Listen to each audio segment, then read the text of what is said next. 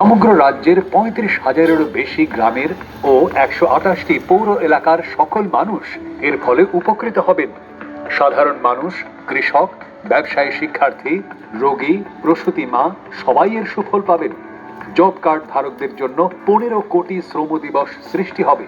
পশ্চিমবঙ্গের মাননীয় মুখ্যমন্ত্রীর স্বপ্নের পথশ্রী রাস্তাশ্রী প্রকল্প রূপায়ণের মাধ্যমে সার্বিক উন্নয়নের পথে পশ্চিমবঙ্গ সরকার।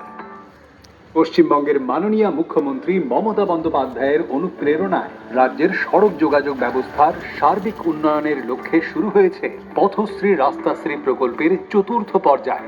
পথশ্রী রাস্তাশ্রী প্রকল্প বাংলার ইতিহাসে বৃহত্তম সড়ক সংযোগ কর্মসূচি।